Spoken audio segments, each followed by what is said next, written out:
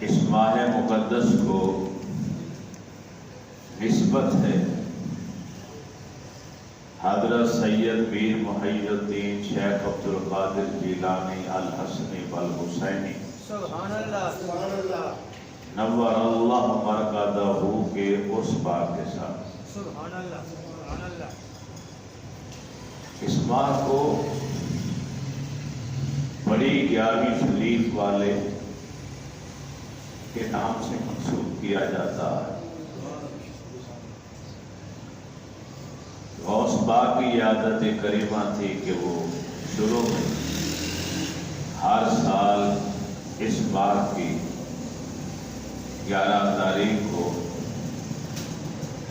خیرات کرتے تھے، غریبوں کو بلا کے کھانا کھلاتے تھے، درس ہوتا تھا، تقریر ہوتی تھی، اور یہ سارا فنکشن جو ہوتا تھا یہ نبی علیہ السلام کے نام سے منسوب ہوتا تھا۔ سبحان اللہ آپ کے اس عمل کو اس قدر شہرت حاصل ہوئی کہ جواب مس ہو رہی ہے، تو اس کو اس قدر شہرت حاصل ہوئی، یہ عمل اس قدر محبوب و مرغوب ہوا کہ سال کے بعد ہوتا تھا، پھر یہ ہر ماہ شروع ہو گئے۔ آج پوری دنیا میں آپ کا نام کوئی جانے یا نہ جانے، یعنی 11ویں شریف والے کے نام سے آپ کو ضرور یاد کیا جاتا ہے۔ سبحان اللہ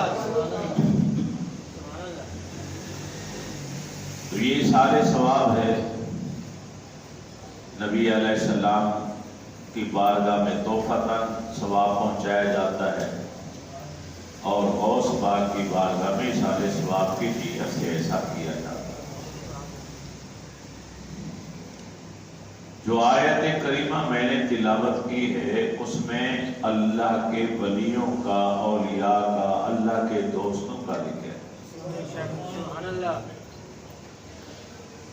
کہ بے شک جو اللہ کے دوست ہیں ان پر نہ کوئی خوف ہے نہ کوئی غم ہے،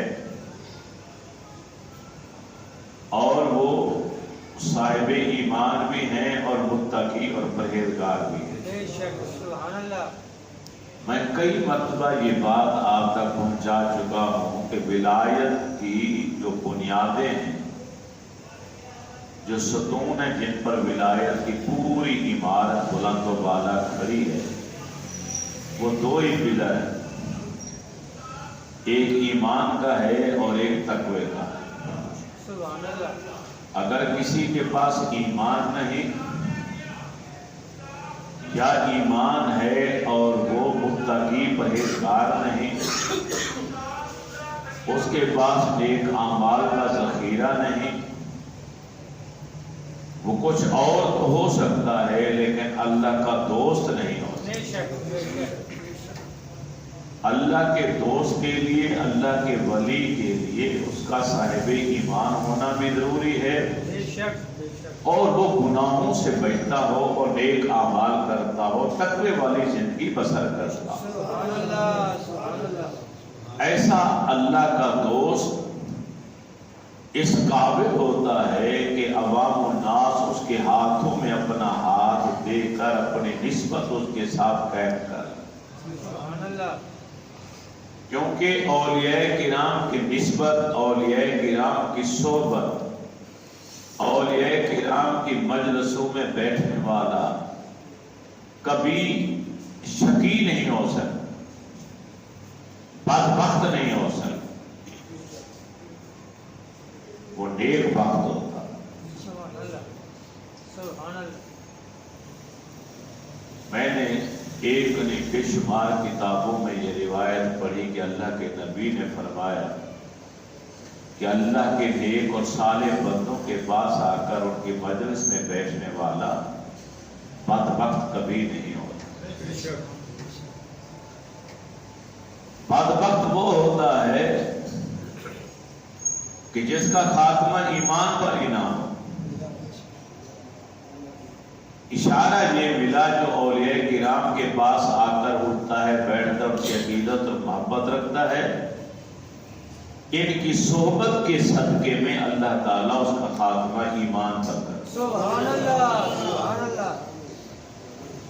یہ کوئی نہ سوچے کہ بھی اولیاء کرام کی محفل میں بیٹھنے والا بدبخت نہیں ہوتا، اس کا مطلب ہے کہ وہ مال والا ہوگا، دولت والا ہوگا، سرمایہ والا ہوگا، رتبے والا ہوگا، منصب والا ہوگا۔ نہیں، یہاں شقاوت سے مراد شقاوت ازلی، سبحان اللہ، سبحان اللہ۔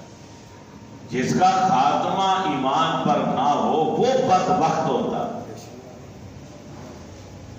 اور اولیاء کرام کی محافل میں آ کر بیٹھنے والا عقیدت اور محبت کی نظر سے یہ ضروری،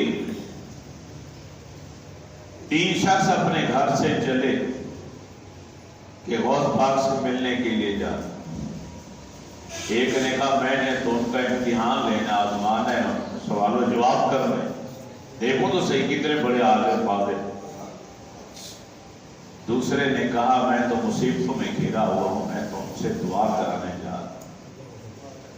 تیسرا بولا میرا کوئی مقصد نہیں، میں صرف چند دن ان کے قدموں میں گزارنا چاہتا ہوں، ان کی صحبت میں رہنا چاہتا ہوں۔ سبحان اللہ۔ جب یہ تینوں اشخاص غوث پاک کی بارگاہ میں آئے، جس نے کہا تو میں امتحان لینے کے لیے جا، وہ آ کر بیٹھا، اس پر اتنا روب دبدبا طاری ہوا کہ وہ کوئی سوال ہی نہ کر پائے۔ فرمایا اٹھو نکل جاؤ یہاں سے۔ جس نے سوچا تھا میں دعا کراؤں گا، ہاتھ اٹھا کے اس کے لیے دعائیں خیر فرما دی۔ اور تیسرا جو گھر سے سوچ کر آیا تھا کہ میں آپ کے قدموں میں کچھ وقت گزاروں گا، مسکرا کے اسے کہا تم میرے پاس کچھ دن ٹھہر جاؤ تو اچھا لگے۔ اتقوا فراست المومن فإنه ينظر من نور اللہ، مومن کی فراست سے بچو کیونکہ وہ اللہ کے نور سے دیکھ لیتا۔ ایک شخص گھر سے چلتا ہے، اس کا دلی ارادہ کیا ہوتا ہے، کوسوں میل دور اللہ کا ولی بیٹھا ہے، وہ وہیں سے جان لیتا ہے کہ یہ کس ارادے اور کس نیت سے آ رہا۔ تو لہذا اولیاء کرام کی مجلس میں محافل میں جب جایا کریں تو ان کا امتحان لینے کے ارادے سے نہ جایا کریں، ان کی صحبت میں بیٹھنے کہ صرف ایک ہی مقصد ہو کہ یہ اللہ کے نیک انسان ہیں اور میں نے کچھ وقت ان کے پاس گزارنا، یہ دیا۔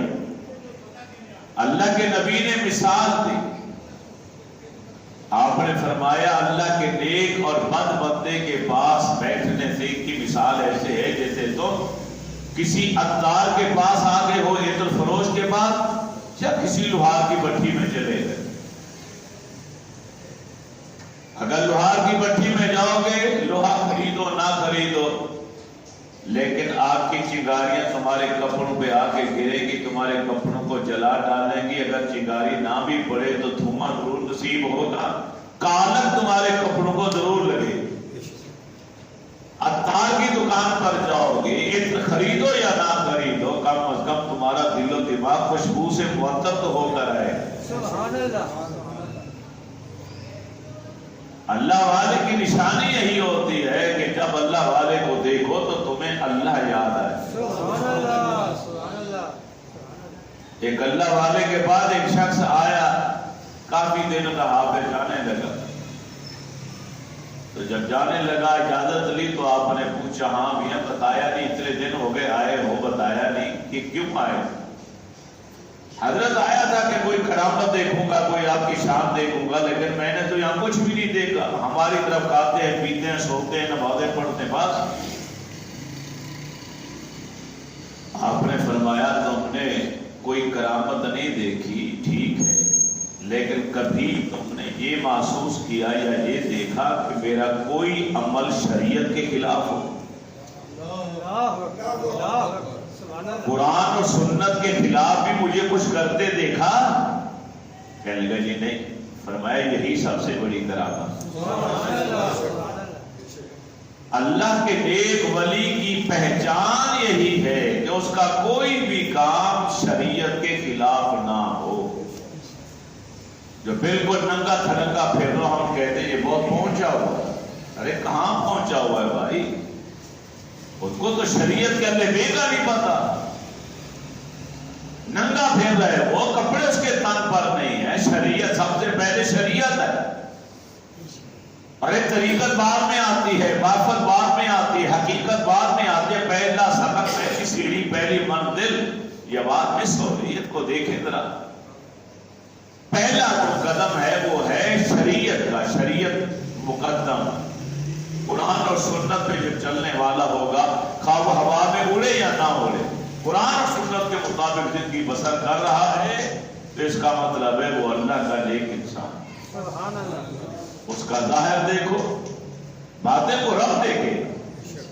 تمہاری آنکھ ہے نہیں جو اس کے باطن کی طرف دیکھے، تمہاری آنکھ نہیں دیکھ سکتی، تم نے اس کے ظاہر کو دیکھنا۔ ایران کا صوبہ ہے تبرستان، اس کا ایک قصبہ ہے گیلان، وہاں حسنی سادات کے لوگ رہتے، ان میں حضرت موسیٰ رحمت اللہ تعالی علیہ بھی رہتے، جن کی شادی فاطمہ بنت عبداللہ سے۔ موسیٰ نام ہے، کنیت ابو صالح ہے، لقب ان کا ابو محمد بھی ہے۔ انہیں جنگی دوست کے نام سے زیادہ خطاب دیا جاتا ہے۔ ابو صالح، موسیٰ، جنگی دوست رحمت اللہ تعالی۔ سبحان اللہ۔ یکم رمضان مبارک کو ان کے ہاں ایک بچہ پیدا ہوتا، اس کا نام انہوں نے رکھا عبد القادر۔ 470 ہجری، ایک اور قول 471 ہجری، 1077 عیسوی، تقریباً 1000 سال ہونے کو۔ اس بچے کی عادت یہ تھی کہ ماہ رمضان میں آیا تو سارا دن دودھ نہیں پیتا، ماہ رمضان کے تقدس کا خیال کرتے ہوئے رات کو دودھ پیتا، سارا دن۔ اماں جان کہتی، حضرت فاطمہ کہتی، ام الخیر جنہیں کہا جاتا، وہ فرمایا کرتی تھی کہ میرا بیٹا ماہ رمضان میں کبھی دودھ نہیں پیتا۔ اس کو کہتے ہیں مادر زاد ولی، کہ جو ماں کے شکم سے پیدا ہو اور ولایت کا نور لے کر آئے۔ غیب سے آواز آئی تھی، اے ابو صالح تمہیں مبارک ہو، اللہ تعالیٰ نے تجھے وہ بیٹا دیا جو اللہ کا بھی محبوب ہے، اللہ کے محبوب کا بھی محبوب ہے، اور زمین پر اللہ کی مخلوق پر اللہ تعالیٰ کی طرف سے حجت بنا کر بھیجا گیا۔ انبیاء کے علاوہ، مرسلین کے علاوہ، صحابہ کے علاوہ، ائمہ مجتہدین کے علاوہ سب کی گردنوں پر اس کا قدم ہے۔ وہ اولیاء کا سردار ہے۔ صرف اہل سنت نہیں مانتے، دیوبند مسلک کے صاحب علم لوگ، اہل حدیث، غیر مقلدین کے علماء جن کے پاس علم ہے، تعصب نہیں، وہ تو بلکہ اپنی کتابوں میں لکھتے ہیں کہ قول پاک ہیں ہی ہمارے، وہ قول پاک کو اہل حدیث مانتے ہیں، کہتے ہیں وہ اہل حدیث۔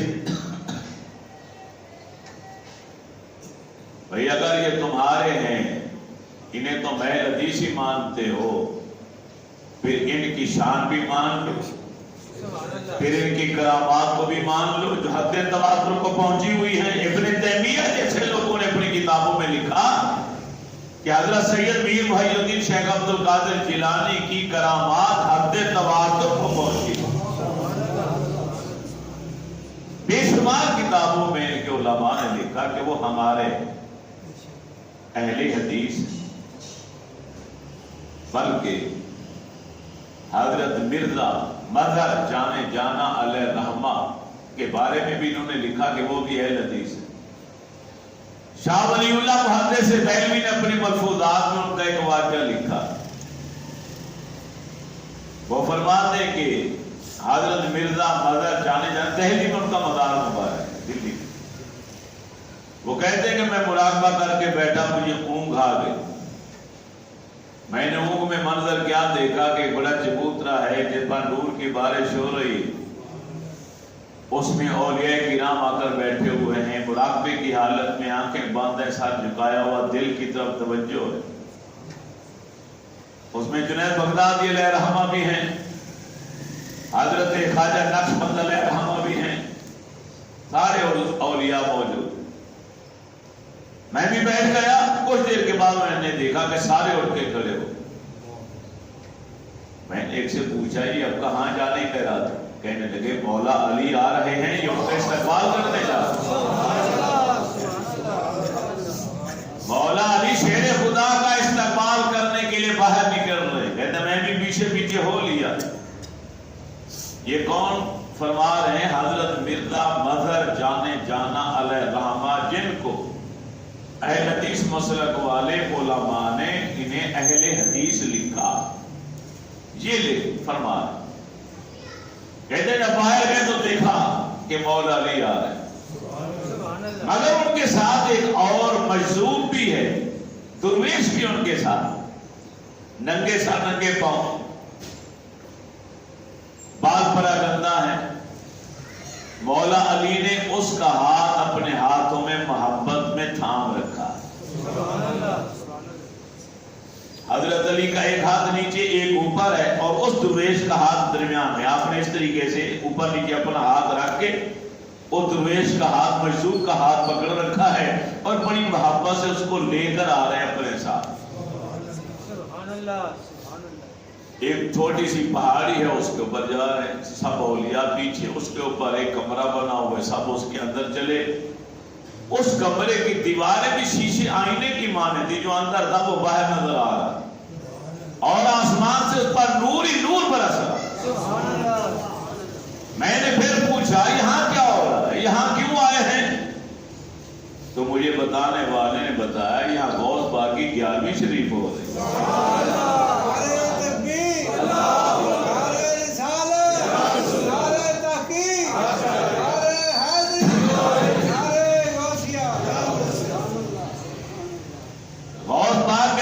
منصوب محفل پاک ہے جس میں شرکت کے لیے سبھی پاک ہستیاں آئیں۔ سبحان اللہ۔ اس سے پتہ چلا کہ حضرت سید میر محی الدین شیخ عبد القادر جیلانی الحسنی والحسینی نے اپنی زندگی کے شب و روز قرآن اور سنت کے دائرے میں رہ کر اس طرح پاکیزہ زندگی بسر کی کہ رب نے ان کو یہ شان عطا فرمائی۔ یہ شان ملتی ہے، ضرور ملتی، لیکن ہر ایک کو نصیب نہیں ہوتی۔ آپ کا ایک بڑا مشہور قول ہے، آپ نے فرمایا طاعون کی بیماری پھیل گئی، لوگ دھڑا دھڑ مرنا شروع ہو،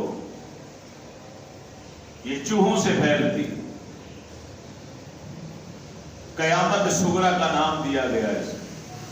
شہروں کے شہر گزر جاتے ہیں، برباد ہو جاتے ہیں، لوگ روتے پیٹتے دھڑا دھڑ آپ کے پاس ہے۔ آپ نے فرمایا میرے مدرسے کا پانی پی لو، میرے مدرسے کے آگے جو گھاس لگی ہے تھوڑی سی گھاس کھا لو، جو میرے مدرسے کا پانی پی لے گا، تھوڑی سی گھاس کھا لے گا، وہ بچ جائے گا، اسے کچھ نہیں ہوگا۔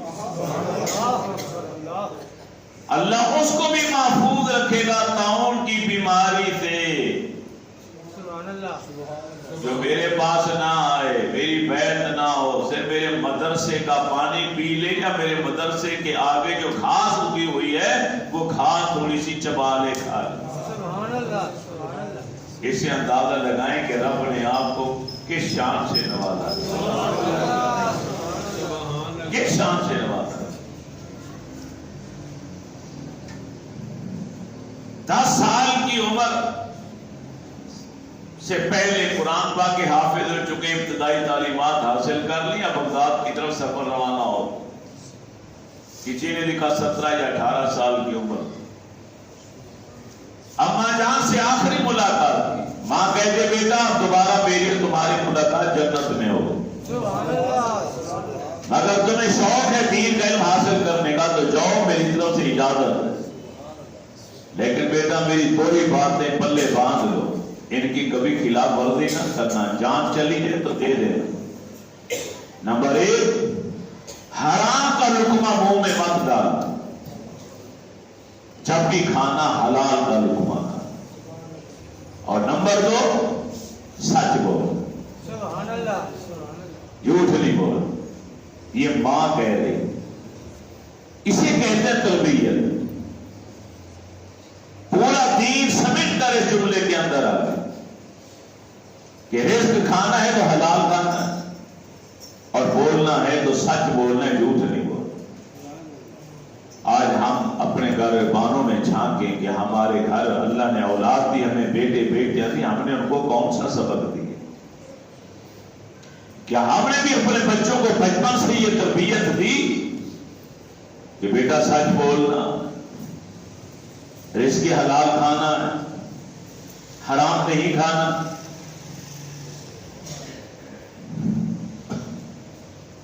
امام احمد بن حنبل رحمت اللہ تعالیٰ علیہ کے پاس ایک برقع پوش خاتون آئی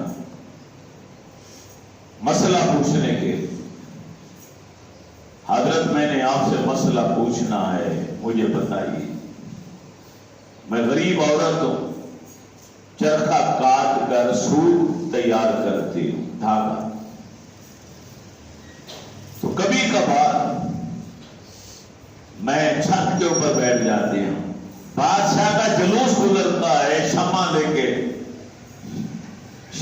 کے چلائی ہوئی، روشنی کی ہوئی، تو بادشاہ کا جلوس جو شمع لے کے چلتا ہے، اس شمع کی روشنی میں جو میں سود کاٹ دیتی ہوں، کیا وہ میرے لیے حلال ہے یا حرام؟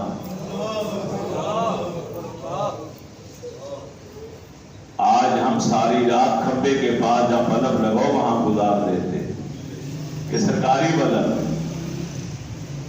یہ خاتون فتویٰ لینے آئی کہ سرکاری روشنی میں جو سود کھاتے، امام احمد بن حنبل کی چیخ نکل روک فرمایا بہن فتویٰ تو بعد میں دوں گا، مسئلہ بعد میں بتاؤں گا، پہلے اپنا تعارف کرا تو ہے کون؟ اتنا تقویٰ، اتنی پرہیزگاری، اتنا خوف خدا، اتنا رزق حلال کی جستجو۔ اس نے کہا میں بشر حافی کی بہن ہوں، حضرت بشر حافی رحمت اللہ تعالی، میں ان کی بہن ہوں۔ آپ اٹھ کے کھڑے ہو گئے، فرمایا ہاں میرا اندر بھی یہی کہتا تھا کہ اتنا تقویٰ اگر ہو سکتا ہے تو بشر حافی کے گھر والوں میں ہو سکتا، لیکن بہن لوگوں کے لیے مسئلہ اور ہے، تیرے لیے اور ہے۔ تیرے بھائی کو رب نے یہ مقام دیا تھا کہ اگر ان کے سامنے رزق حرام آتا اور وہ ہاتھ بڑھانا بھی چاہتے کہ اس کو کھاؤ تو ہاتھ ان کا حکم ماننے سے انکار کر دیتا تھا، ہاتھ آگے نہیں بڑھتا تھا کہ حرام رزق ہے، اب جو مرضی کہتے رہے، میں نے آگے نہیں جانا، اس کو نہیں اٹھانا۔ ایسی ہو جا، بھائی کی طرح ہو جا، یہ تیرے لیے اچھا نہیں۔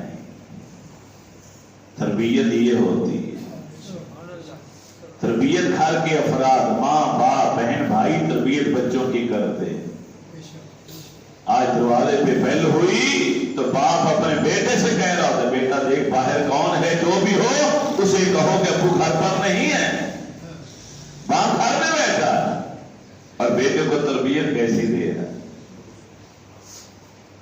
ٹیلی فون پہ بیل بجی تو گھر والوں میں سے کسی کو کہہ رہا ہوتا ہے آدمی، وہ فلاں کا ہے، میں نہیں بات کرنا چاہتا تھا، تم آن کر کے کہہ دو ورنہ بار بار کرتا رہے گا، کہو کہ وہ گھر بھول گئے ہیں موبائل، اور لیکن وہ باہر گئے ہیں، گھر پہ نہیں ہے، کوئی سامنے لیتا ہوا۔ اب وہی بچہ بڑا ہو کے کیا سچ بولے گا؟ ماں سیدہ فاطمہ فرماتی ہے ماں اور باپ دونوں حسنی حسینی سبحان اللہ اصلی سادات. سبحان اللہ سبحان اللہ. باپ کا شجرہ نسب امام حسن سے ملتا ہے, ماں کا شجرہ امام حسین سے ملتا ہے, اور دونوں مولا علی سے ملتے ہیں. مولا علی قبیلہ قریش سے تعلق ہے اور قریش کا خاندان میرے رسول کا خاندان.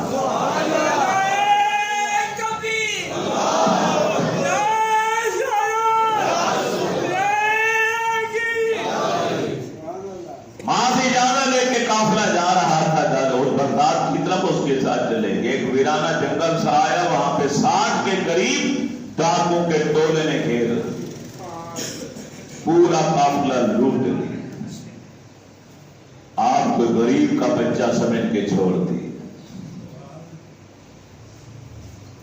سردار نے جب جانے لگے تو ازراہ مذاق پوچھا, اے نوجوان لڑکے بچے بتا تیرے پاس بھی کچھ ہے کہ نہیں؟ آپ کھڑے ہو گئے, بڑے مطمئن لہجے میں, باروک لہجے میں آپ نے فرمایا, ہاں میرے پاس 40 سونے کی اشرفیاں ہیں.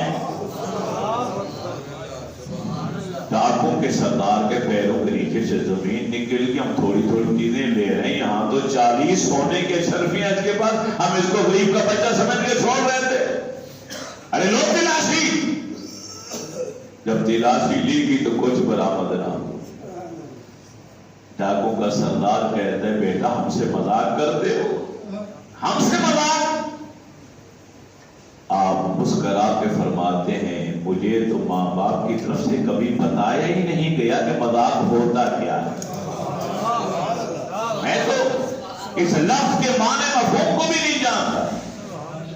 زندگی میں کبھی کسی سے مذاق کیے ہی نہیں, مذاق کو میں واقف ہی نہیں ہوں اس لفظ کے ساتھ. مجھے تو صرف اتنا پتا ہے کہ میں جو کہہ رہا ہوں سچ کہہ رہا ہوں. سبحان اللہ سبحان اللہ. اب اور زیادہ تعجب اور حیرت میں ڈوب گئے. پھر اکٹھے ہو گئے, پھر آپ بتائیے کہاں؟ آپ نے بات اوپر کیا, فرمایا یہ دیکھو یہ جو ویسک اور گدڑی میں نے پہنی ہوئی ہے, اس کے اندر والے حصے میں میری ماں نے بغل کے نیچے والے حصے میں 40 سونے کے اشرفیاں رکھ کر اس کو اوپر سے سوئی دھاگے سے سی دیا. جب کھولا گیا تو وہ 40 سونے کے اشرفیاں نکل آئی. اب یہ وقت تھا انقلابی, سبحان اللہ کلیجے کو ہلا کے رکھ دینے والا, جیل کا مشغلہ تھا رہزنی, قتل و غارت, لوٹ مار, اس سطح سے کھیلنا. وہ سردار بول پڑا, ارے بچے اگر تم نہ بھی بتاتے تو اپنی اشرفیاں بچا کے گھر لے جا سکتے تھے, ہمیں تو پتہ ہی نہیں چلنا, لیکن تم نے کیوں بتایا؟ فرمایا میں نے اپنی ماں کو زبان دی تھی کہ جان بھی چلی جائے تو پرواہ نہیں کروں گا, مگر ماں میں سچ بولوں گا. بس یہ جملہ, اس جملے کے اندر جو الفاظ ہیں ان کی حرارت تپش اس قدر تھی کہ پتھر دل انسان کے پتھر دل کو پگھلا کے رکھ دیا. کلیجہ پگھل گیا اس کا. یہ بچہ ہو کے اپنی ماں سے کیے ہوئے وعدے کو نبھا رہا ہے, میں رب سے کیے ہوئے وعدے کو توڑ رہا ہوں, بار بار روزانہ چوری کرتا ہوں, روزانہ ڈاکہ مارتا ہوں. چند لمحے نہیں گزرے کہ تھاڑے مار مار کے رونا شروع ہو گیا. سردار سارے ساتھی جمع ہو گئے, سردار آپ کو کیا ہو گئے؟ ارے اگر یہ بچہ مجھے آج نہ ملتا تو میری تو ساری زندگی گمراہی میں گزرتی, گناہوں میں گزر. یہ تو عظیم انسان ہے. ارے میرا رہنما, میرا لیڈر, مقتدا, پیشوا, یہ گھٹنوں کے بل زمین پر گرا, آپ کا ہاتھ پکڑ کے چوم کے اپنے ہاتھوں پہ لگائے. یہ سچ کی برکت تھی, ماں کی تربیت کے وہ الفاظ تھے جو غوث پاک نے بولے. یہ پہلی کرامت تھی جس نے راہزنوں کو سچی توبہ کرنے پر مجبور کر دیا. آج میں منبر پر بیٹھ کے سارا قرآن پڑھ جاؤں, 500 حدیثیں سنا دوں, آپ کے دل میں کوئی ہلچل نہیں مچتی. کیوں؟ کہ علم ہے میرے پاس عمل نہیں. صوفی کے بعد عمل ہے, حجرے میں ہو کی ضربیں لگا رہا ہے, مگر اس کے بعد علم نہیں. سب سے بڑا المیہ یہ ہے کہ سوچی سمجھی سازش کے تحت اس طریقے سے تعلیم و تربیت کا اہتمام ہوا, علم علماء کے پاس آ گیا اور عمل صوفیہ کے پاس چلا گیا. علم ممبر پر آ گئے. ہم بڑی بڑی باتیں مارتے ہیں, قرآن و حدیث کی بڑی بڑی باتیں سناتے ہیں لوگوں کو, لیکن عملی طور پر ہم بہت پیچھے چلے. جبکہ صوفی اپنے حجرے میں بیٹھ کے تہجد بھی پڑھ رہا ہے, ہو کی ضربیں بھی لگا ہے, اللہ ہو کے نعرے بھی لگا رہا ہے, وہ ہے اس کے بعد عمل. لیکن علم نہ اس کے پاس قرآن کا علم ہے, نہ اس کے بعد حدیث رسول کا ہے. جب تک یہ دونوں چیزیں ایک جگہ جمع رہی, اب بھی قیامت تک کے لیے یہی فارمولہ چلتا رہے گا. علم اور عمل صالح, جس جسم کے اندر یہ دونوں چیزیں اکٹھی آ جائیں گی, اس کے ماتھے اور چہرے پر ولایت کا نور چمکنا شروع ہو جائے. 40 سال تک عشاء کے وضو سے فجر کی نماز پڑھی غوث پاک نے. 15 سال مسلسل یہ آپ کی عادت تھی کہ ہر رات ایک مکمل قرآن پاک نوافل کی صورت میں, شبینے کی صورت میں مکمل کیا کرتے. 1 سال کے 365 دن بنتے ہیں, اسے 15 سے ضرب دیں اور پھر مجھے کیلکولیٹ کر کے بتا دیں کہ کتنے قرآن آپ نے ختم کیے ہوں. ایک بار سیڑھیاں چڑھنے لگے تو نفس نے کہا ارے کچھ حرام بھی کر لے. اب اللہ کا ولی نفس امارہ کی مخالفت کرتا. اب نفس نے کہا آرام کر, تو فوراً سمجھ گئی یہ شیطان ہے, مجھے برگلانا چاہتا. اب اس کو سزا کیسے دی؟ ایک ٹانگ پہ کھڑے ہو, الحمد سے قرآن شروع کیا, بدنام پہ جا کے ختم. فرمایا اب بولے گا نہیں کبھی کہ آرام کر. اب کبھی نہیں بولے. بغداد شریف کے اندر حضرت حماد مسلم کے پاس آئے, جو انتہائی سخت مجاہدہ کرانے والی شخصیت. انہوں نے ایسی ایسی ریاستیں کرائی, 1 سال تک تم نے کھانا کچھ نہیں, صرف پانی پینا. 1 سال صرف آپ نے پانی نہیں پینا, صرف کچھ نہ کچھ کھانا. اتنا کھانا کہ جیسے تمہاری جان بچ. امام بخاری رحمت اللہ تعالیٰ فرماتے ہیں کہ 30 سال تک میں نے صرف 7 یا 8 بادام کھائے ہیں 24 گھنٹوں میں, اور 30 سال میں نے گزارے. پوچھا گیا آپ کے پاس تو سب کوئی تھا, کھانا کیوں نہیں کھاتے تھے؟ فرماتے تھے دل میں آیا کہ جتنی دیر کھانا کھانے پہ لگاؤں گا اتنی دیر میں نبی کی حدیث پہ کیوں نہ لگا رہا.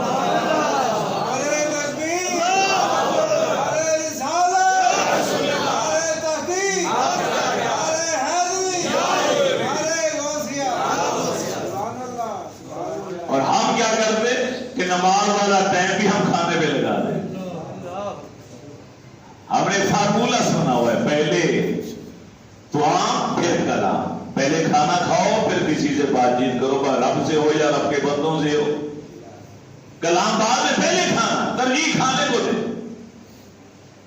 اور محدثین کرام, نبی علیہ السلام کے صحابہ کی جماعت ساری رات باتیں کرتے تھے, ایک رکعت میں ایک رات میں پورا قرآن ختم کرتے تھے. ایسے بھی صحابہ تھے اور ائمہ کرام, امام اعظم ابو حنیفہ جیسی شخصیات کہ جنہوں نے کعبے کے اندر ایک رات میں پورا قرآن ختم کیا. جب ان کی غذا کو دیکھا جائے گا پتہ چلے گا 2-4 نوالے وہ بھی سنت رسول سمجھ کے کھاتے تھے. 2-4 کھجوریں کھا لی, 2-4 بادام کھا لیے 24 گھنٹے میں, بس اتنا کافی ہے کہ بچ جائیں گے, زندہ رہیں گے, زندہ رہنے کے لیے اتنا کافی ہے. کیا ہماری تخلیق کا مقصد کھانا کھانا ہے؟ ایک دوست بڑے فخر سے کہا کرتے ہیں کہ میں جوانی میں پورے 5 یا 10 نان کھا جاتا تھا. پورے 5 بڑے نان. یہ کوئی فخر کی بات ہے؟ وما خلقت الجن والانس الا لیعبدون، رب فرماتا ہے انسان اور اے جنوں سنو، میں نے تمہاری تخلیق اپنی بندگی کے لیے کی ہے، اپنی عبادت کے لیے کی ہے، میں نے تمہیں اس لیے پیدا نہیں کیا کہ تم کھانے پینے سونے جاگنے میں وقت گزار دو۔ ہم نے کہتے ہیں کہ 12 گھنٹے سونا ہے اور پوری برات بریانی کی حلم کرنی ہے، 5-4 نان کھانے ہیں اور جناب ہریسہ ہو اور جناب بونگ پائے ہو، خوش ہو۔ امام بخاری جیسی شخصیت، اللہ اکبر۔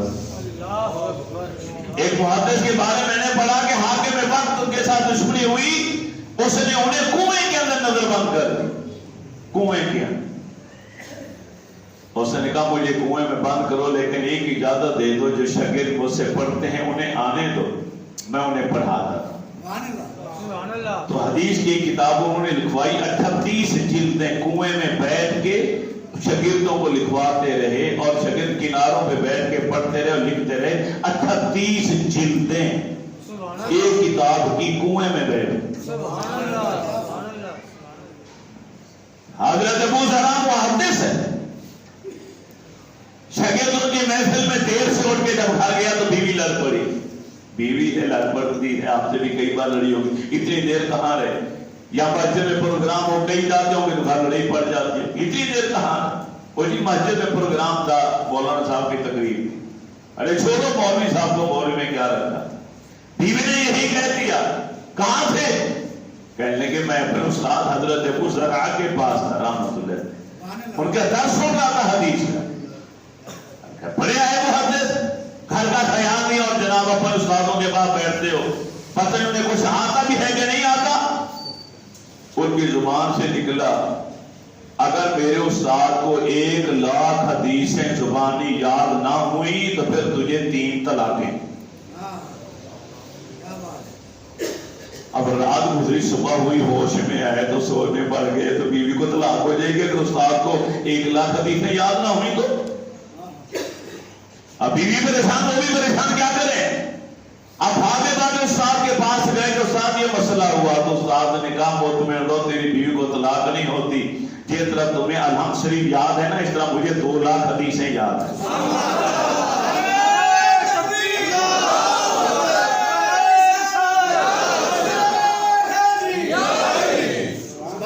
جس طرح تمہیں سورہ فاتحہ پڑھ آتی ہے، کہیں رکتے نہیں ہو، اٹکتے نہیں ہو۔ الحمد شریف بچے کو یاد ہے کہ نہیں؟ چھوٹا بچہ بھی پڑھ دے، پر میں جس طرح تمہیں سورہ فاتحہ الحمد شریف یاد ہے، مجھے 2,00,000 حدیثیں نبی کی اسی طرح پر یاد ہے۔ جا کے اپنی بیوی کے ساتھ ہنسی خودی وقت گزار، تیری بیوی کو طلاق نہیں ہوئی۔ اللہ رسول کو چاہنے والے، اللہ اور اس کے حبیب سے پیار کرنے والی شخصیات ہی کچھ اور ہو۔ 40 سال عشاء کے وضو سے فجر کی نماز پڑھی، بہت بات ہے۔ 15 سال مسلسل اس طرح گزارے کہ ہر رات ایک قرآن کا مکمل ختم کیا گیا۔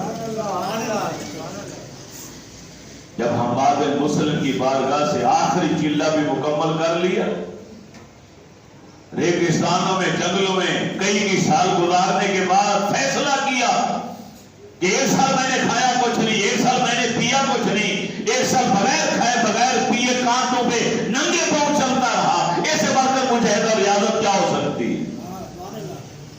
اب جب تک اللہ کا کوئی ولی کامل، شیخ کامل اپنے ہاتھوں سے میرے منہ میں لقمہ نہیں ڈالے گا، میں کچھ کھاؤں گا نہیں، کچھ پیوں گا۔ ایک پتھر کے ساتھ ٹیک لگا کر اس طرح بیٹھ، اچانک کانوں میں آواز آئی، بیٹا منہ کھول۔ دیکھا تو ایک بزرگ سامنے بیٹھے، حضرت شیخ ابو سعید مبارک رحمت اللہ تعالی علیہ، جو پیر و مرشد ہیں غوث پاک کے۔ ہاتھ میں روٹی کا ٹکڑا ہے، اوپر کچھ رکھا ہوا ہے۔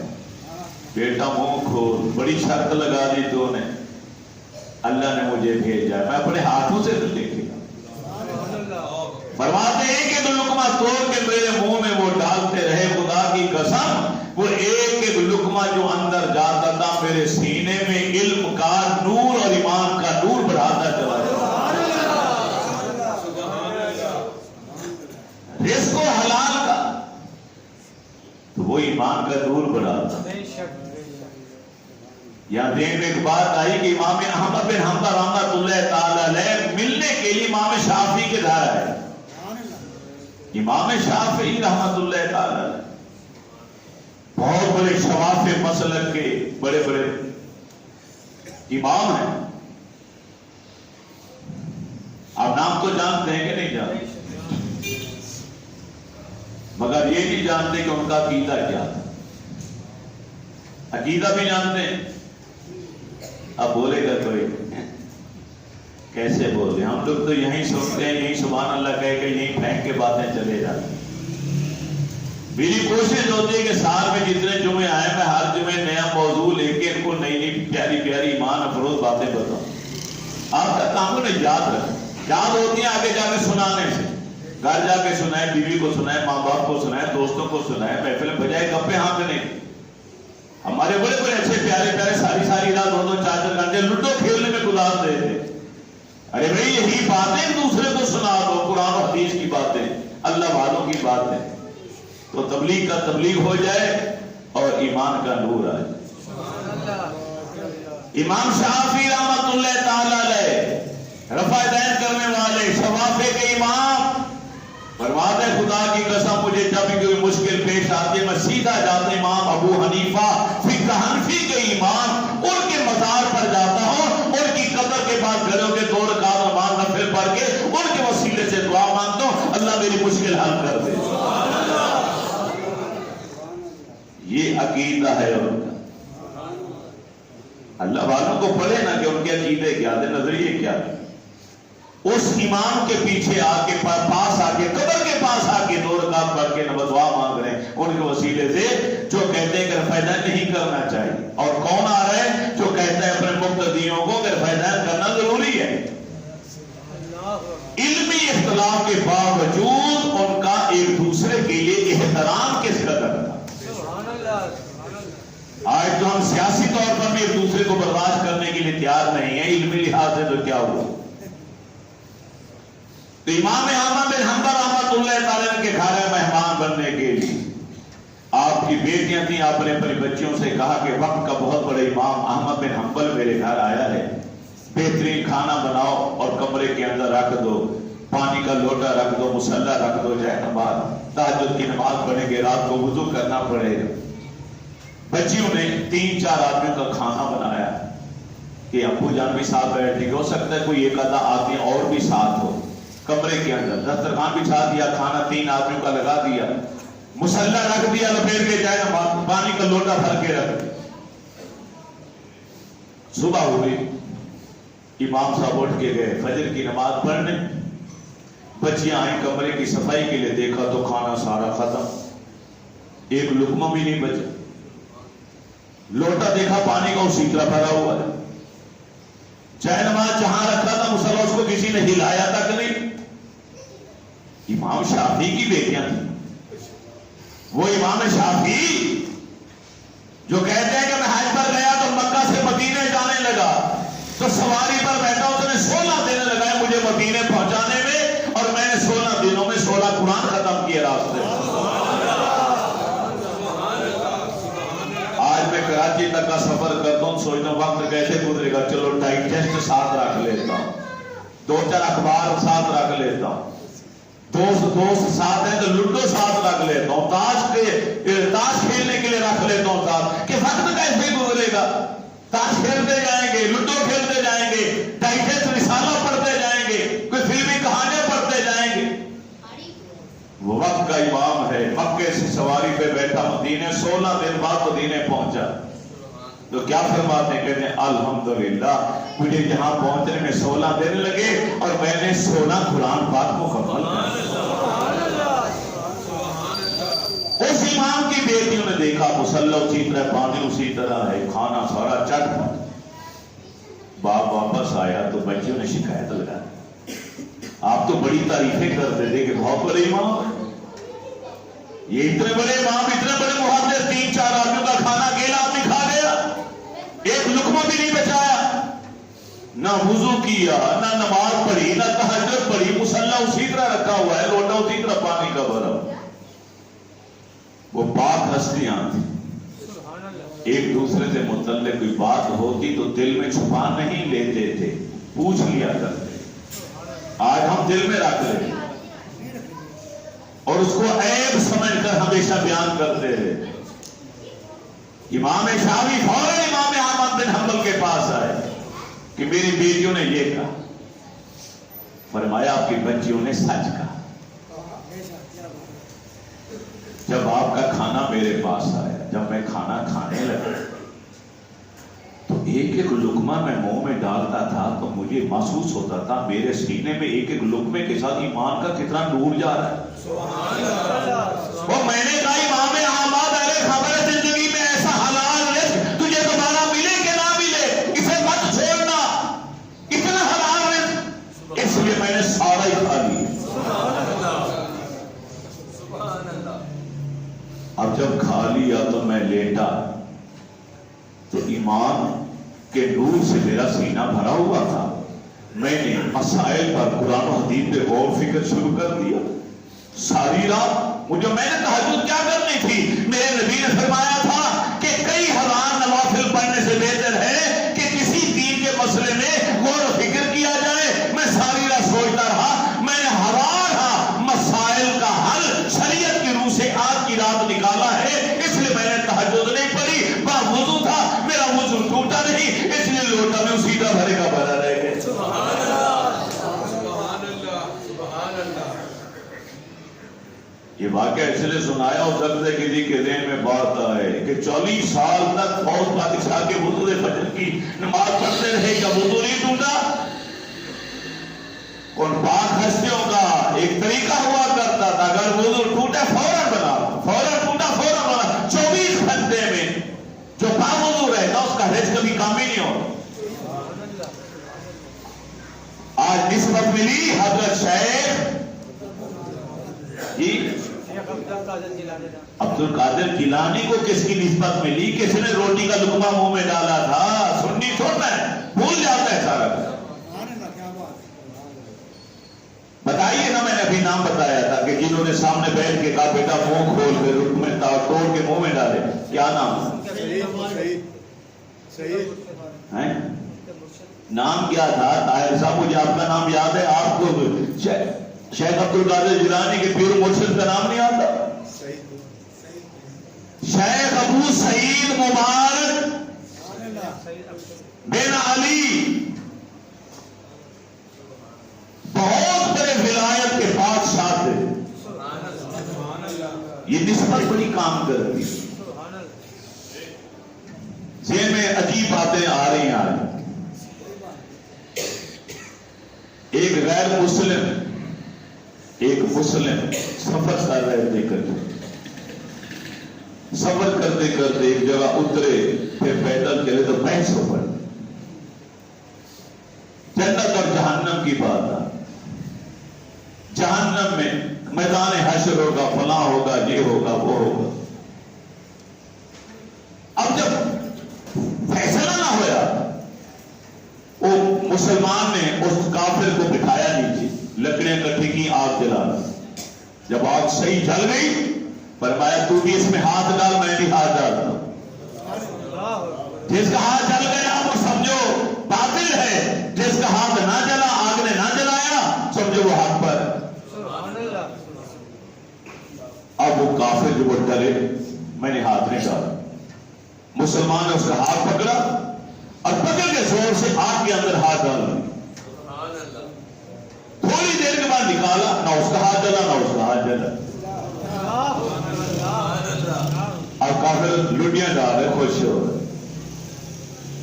رات کو لیٹے، یا اللہ یہ کیا ماجرا ہے، میں مسلمان ہوں، وہ کافر ہے، میں حق پر ہوں، وہ باطل پر ہے۔ تو نے نظارہ دکھانا تھا، میرے ہاتھ کو بچانا تھا، تو نے کافر کا ہاتھ بھی بچا دیا۔ تو ایک آواز آئی کہ اس کا ہاتھ تھا کس کے ہاتھ میں؟ ہم نے تو نسبت دیکھنی ہے،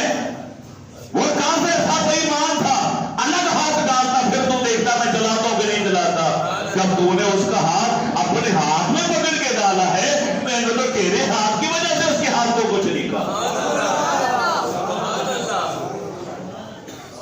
اولیاء کی نسبت بڑا کمال کرتی ہے۔ اسی طرح ایک مسلمان اور ایک کافر، وہ ولی تھے اللہ کی، ان کے ساتھ کوئی بحث مباحثہ ہوا نہ بات ہوئی، تو سفر میں تھے وہ مسلمان کہنے لگے چلو ایسا کرتے ہیں کہ آج رب سے دعا کرتے، رب جس کی دعا سن لے وہ حق پر ہو۔ دعا مانگی مسلمان نے، یا اللہ میں حق پر ہوں، تیرے نبی کا کلمہ پڑھتا ہوں، اوپر سے کھانا دے۔ ایک ٹرے بھری ہوئی کھانے کے اوپر سے آئی۔ اگلا دن ہوا، اب باری تھی غیر مسلم، تو دعا مانگو، اس نے دعا 2 ٹرے بھر کے آئی۔ اتنی بولیے تو صحیح۔ اب مسلمان حیران، میں مسلمان یہ کافر، میرے کہنے پہ ایک تھال آیا، اس کے کہنے پہ 2 تھال آ گئے۔ اب رات میں جب لیٹے تو اللہ تعالیٰ سے بات جن کی، اللہ یہ کیا ماجرا؟ تو اللہ کی رحمت کی طرف سے جواب آیا کہ تو نے دعا مانگی تھی، اللہ میں مسلمان ہوں، میری عزت کی لاج رکھ، کھانا بھیج، میں نے کھانا بھیج دیا دعا میں، یا اللہ اس کے پاس 2 کا 3 4 آدمیوں کا کھانا 2 ٹرے بھر کے آگئی، 2 تھال بھر کے آگئی۔ فرمایا وہ جانتا تھا کہ میں سچ پر نہیں ہوں۔ جب اس نے دعا مانگی، اس نے دل میں کہا یا اللہ اگر یہ تیرا سچا ہے، اس کا دین سچا ہے تو پھر 2 تھال بھیج۔ اب بول میں کیا کرتا؟ جب یہ پتا چلا صبح ہوئی تو دیکھا تو وہ بھی یہ وضو کر کے نماز پڑھنے لگا، وہ بھی وضو کر کے نماز پڑھنے۔ ارے بھائی تجھے کیا ہوا؟ کہتے رات میں نے تیرا وسیلہ دے کے رب سے دعا مانگی کہ اس پر مجھے ظاہر ہو گیا تو ہی سچا، تیرا دین بھی سچا، تیرا نبی بھی سچا، تیرا قرآن بھی سچا ہے، اس لیے میں نے رات ہی کلمہ پڑھ لیا تھا اور میں مسلمان ہو گیا۔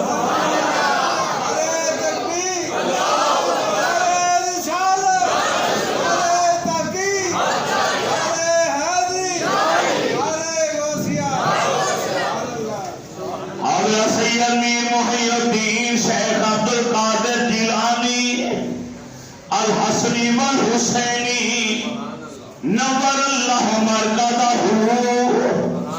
نماز پڑھ رہے ہیں، ارے چھت سے ایک سانپ گرا، بھگدڑ مچ گئی، لوگ بھاگ گئے۔ وہ سانپ آپ کی قمیض کے نیچے سے آپ کے جسم سے لپٹتا ہوا کبھی اس آستین سے باہر نکلے، کبھی داخل ہو جائے، کبھی ادھر سے نکلے۔ ارے آپ نے جب سلام پھیرا وہ جسم سے نکل کر اپنی دم کے اوپر کھڑا ہوا، اپنا منہ آگے کیا، غوث پاک کے کان کے ساتھ اپنے لب و لہجے میں ایک جملہ بولا اور چل دیا۔ لوگوں نے پوچھا یا شیخ عبد القادر جیلانی، اس سانپ نے آپ سے کیا گفتگو کی؟ مسکرائے، فرمایا یہ سانپ نہیں تھا، سانپ کی شکل میں جن تھا۔ مجھے کہنے لگا بڑے بڑے اولیاء کرام کے بعد میں نے بہکا دیا، گمراہ کر دیا۔ آپ واقعی وقت کے غوث ہیں کہ جو مجھ سے ڈرے نہیں، خوفزدہ نہیں ہو۔ اچھا جب ہم کہتے ہیں نا غوث اعظم تو بعض لوگوں کو بڑی تکلیف ہوتی، کہتے غوث کا معنی تو مدد ہے، مددگار، غوث اعظم سب سے بڑا مددگار وہ تو اللہ ہے۔ یہ نام لینا شرک ہے، نہیں کہنا چاہیے۔ میں کہتا ہوں مجھے بتاؤ سب سے بڑا سچا کون ہے؟ میں آپ سے پوچھتا ہوں، اللہ۔ عربی میں سچے کو صدیق کہا جاتا ہے، سب سے بڑا سچا اللہ ہے، مگر آپ تو ساری زندگی حضرت ابو بکر کو صدیق اکبر کہتے چلے آ رہے ہیں۔ اکبر مانا سب سے بڑا، اللہ اکبر، اللہ سب سے بڑا، صدیق اکبر، صدیق سب سے بڑا سچا۔ بولے کہتے ہیں کہ نہیں کہتے؟ صرف ہم نہیں کہتے، دیوبندی بھی کہتے ہیں، اہل حدیث بھی کہتے ہیں، شیعوں کے علاوہ باقی سارے کہتے ہیں۔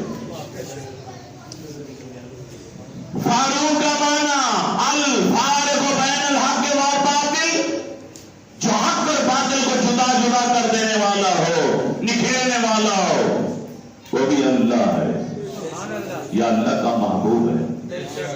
مگر ہم تو 1450 سال سے حضرت عمر کو کہتے چلے نا فاروق اعظم ہے، سب سے بڑے فاروق آپ ہیں. صدیق اکبر کو صدیق اکبر کہتے چلے آ رہے 1450 سال سے. کوئی مشرک نہیں ہوا، کوئی کافر نہیں ہوا. حضرت عمر کو فاروق اعظم کہتے چلے آئے، کوئی کسی کے ایمان میں کوئی فرق نہیں پڑا. اب غوث سید میر محی الدین کو غوث اعظم کہہ دیا تو فتویٰ لگا دیا.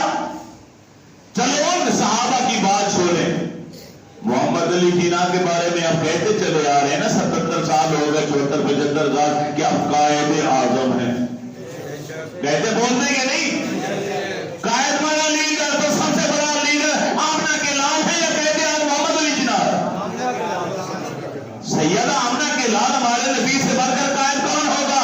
آپ فرماتا آنا قائد المرسلین، میں رسولوں کا بھی قائد ہوں. آپ فرمائے میں نبیوں کا قائد، میں رسولوں کا قائد. اور پاکستانی کہیں نہیں جی قائد اعظم سب سے بڑا قائد تو محمد علی جناح ہے. کیوں نہیں فتویٰ لگاتے ان کے اوپر؟ لگاؤ. ارے بھائی تمہارے علم میں کمی ہے، تمہارے سمجھنے میں فرق ہے. غوثیت تصوف کے اندر، طریقت کے اندر ایک منصب کا نام ہے، اور ولایت کے اس منصب پر اگر کوئی جچتا ہے تو پھر وہ ابو صالح موسیٰ جن کی دوست کا لخت جگر عبد القادر ہی جچتا ہے، اس لیے انہیں غوث اعظم کہا جاتا ہے. آپ کی حیاتی میں رجال الغیب نے آپ کو یا غوث العالم کہہ کر پکارا. رجال الغیب نے،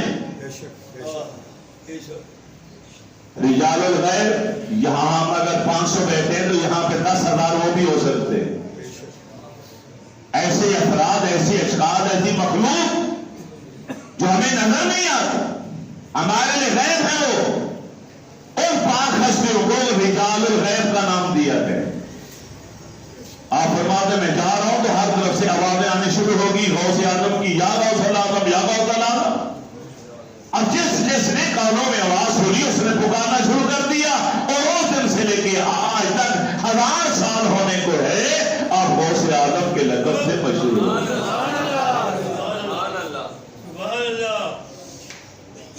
اور باقی بے قصوں کی، حاجت مندوں کی فریاد رسی بھی کرتے رہے، ساری زندگی کرتے رہے. اللہ نے کیا علم دیا تھا، کیا تقویٰ دیا تھا، ہم کو نعرہ بھی نہیں لگا سکتے.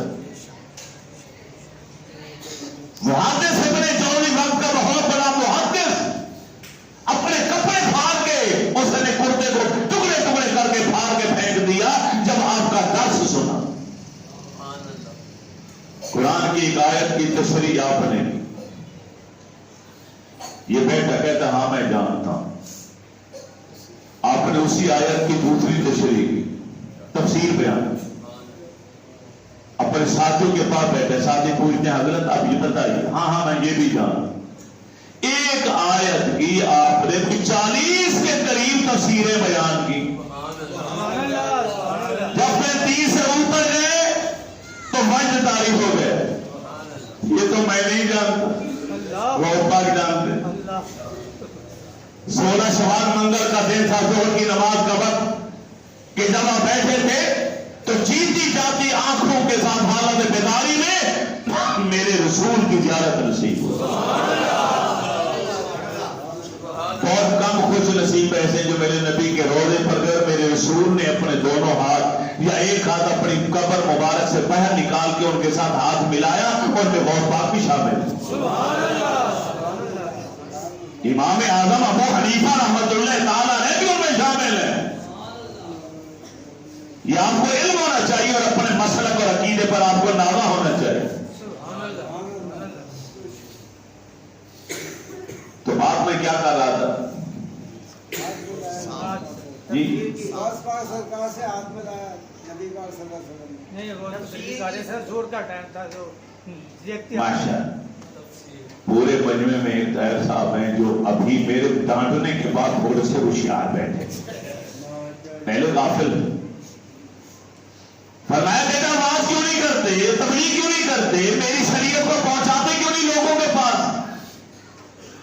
نے یا رسول اللہ صلی اللہ علیہ وسلم میں اجمی ہوں، ایران کا رہنے والا، یہ سارے عربی ہیں، عربی زبان ہے، بڑے بڑے فصحاء علماء بیٹھے ہیں، میں کیسے ان کو خطاب کروں گا، یہ متاثر کیسے ہوں گے؟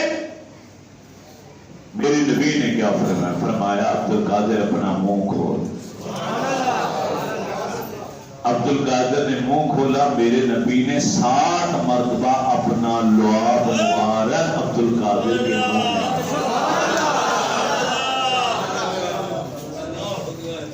مولا علی فرمانے میرے منہ میں ایک بار ڈالا تھا، نہ سردیوں میں سردی لگتی تھی نہ گرمیوں میں گرمی لگتی تھی۔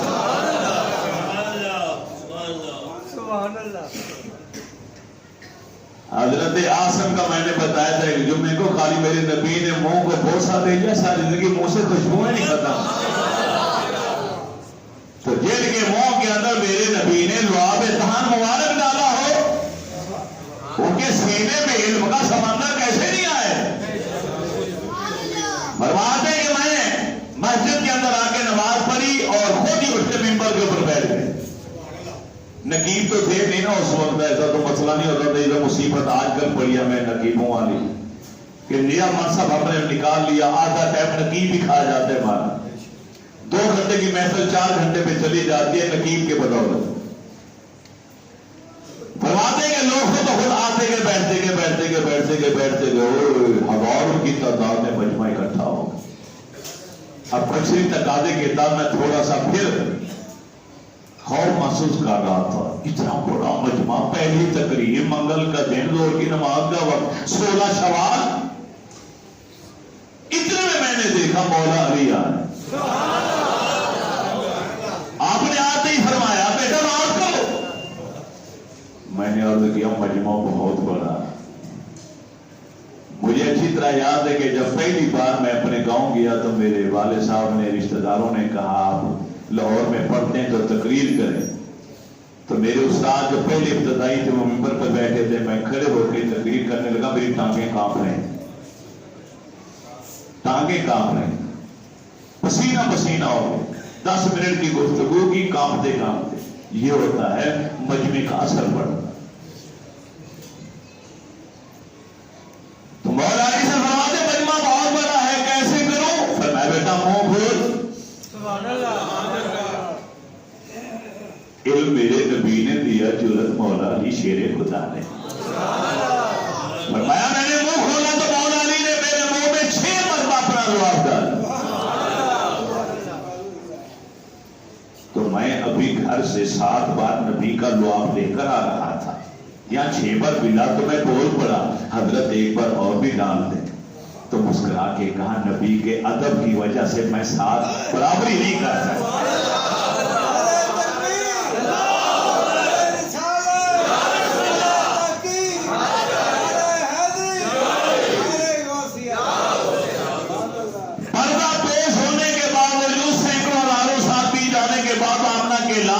حالت بیداری میں آ کے عبد القادر موقع میں لعاب ڈال رہے ہیں، اور یہ اولیاء کے سردار مولا علی کو اس بات کی بھی خبر ہے۔